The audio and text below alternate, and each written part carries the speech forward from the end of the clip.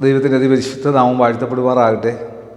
വിശുദ്ധ മർക്കോസിന്റെ സുവിശേഷം 6-ാം അധ്യായം 45 മുതൽ 52 വരെയുള്ള വാക്യങ്ങളിൽ യേശു കർത്താവ് വെള്ളത്തിൻ്റെ മേൽ നടക്കുന്ന അത്ഭുത പ്രവൃത്തി കാണാനായിട്ട് സാധിക്കും.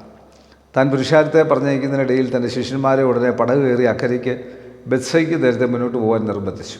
അവരെ പറഞ്ഞയച്ചു വിട്ട ശേഷം താൻ പ്രാർത്ഥിപ്പാൻ മലയിൽ പോയി. വൈകുന്നേരമായപ്പോൾ പടക് കടലിൻ്റെ നടുവിലും താൻ ഏകനായി കരയിലുമായിരുന്നു.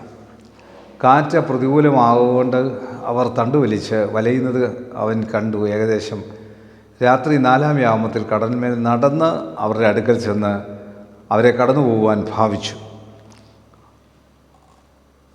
അവൻ കടലിന്മേൽ നടക്കുന്നത് കണ്ടിട്ട് ഭൂതമെന്ന് അവർ നിരൂപിച്ച് നിലവിളിച്ചു. എല്ലാവരും അവനെ കണ്ട് ഭ്രമിച്ചു ചെന്നു. ഉടനെ അവൻ അവരോട് സംസാരിച്ചു. ധൈര്യപ്പെടുവിൻ, ഞാൻ തന്നെ ആകുന്നു, ഭയപ്പെടേണ്ട എന്ന് പറഞ്ഞു. പിന്നെ അവൻ അവരുടെ അടുക്കൽ ചെന്ന് പടകിൽ കയറി കാറ്റ് അമർന്നു.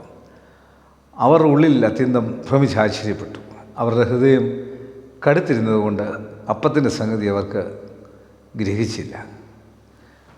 ഇവിടെ നമുക്ക് മനസ്സിലാക്കാൻ സാധിക്കുന്നത്, കർത്താവായ യേശു കർത്താവ് നമ്മളുടെ പ്രതികൂല സാഹചര്യങ്ങളിൽ നമ്മൾക്ക് ചെയ്യാൻ സാധിക്കാത്തത് കർത്താവിന് മാത്രമേ ചെയ്യാൻ സാധിക്കുള്ളൂ.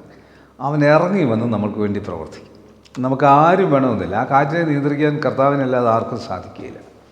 കർത്താവ് വന്ന് പടകിൽ കയറണം. കർത്താവില്ലാത്ത പടകിൽ നീ യാത്ര ചെയ്യുമ്പോൾ കർത്താവില്ലാത്ത പ്രസ്ഥാനം, കർത്താവില്ലാത്ത ജീവിതം, കർത്താവില്ലാത്ത കുടുംബം, കർത്താവില്ലാത്ത ജോലി, കർത്താവില്ലാത്തത് ഒന്നും രക്ഷപ്പെട്ട ചരിത്രം ലോക ചരിത്രത്തിലില്ല കർത്താവിനെ അറിഞ്ഞ ഒരു വ്യക്തി. അതുകൊണ്ട് കർത്താവിനോടുകൂടെ പോയില്ലെങ്കിൽ നീ പ്രയാസപ്പെടും. അതുകൊണ്ട് നീ പ്രയാസപ്പെടരുത്, കർത്താവിനെ ക്ഷണിക്കണം. കർത്താവ് കടലിന്മേൽ നടക്കുമ്പോൾ തന്നെ കർത്താവ് കടലിനെ സൃഷ്ടിച്ചവനാണ്.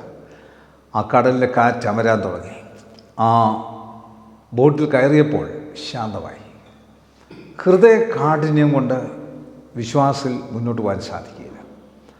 കർത്താവുമായിട്ടുള്ള ബന്ധത്തിൽ നിൽക്കുമ്പോൾ ഏത് കൊടുങ്കാറ്റും നിൻ്റെ മുൻപിൽ അമരും.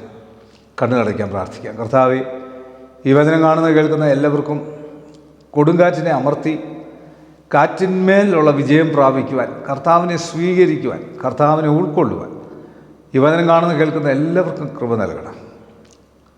മാനസിക സംഘർഷത്തിലിരിക്കുന്ന വ്യക്തി ജീവിതങ്ങൾക്ക് ദൈവത്തിൻ്റെ പരിശുദ്ധാത്മാവിൽ നിൻ്റെ മക്കൾക്ക് ബലവും ശക്തിയും നൽകണം.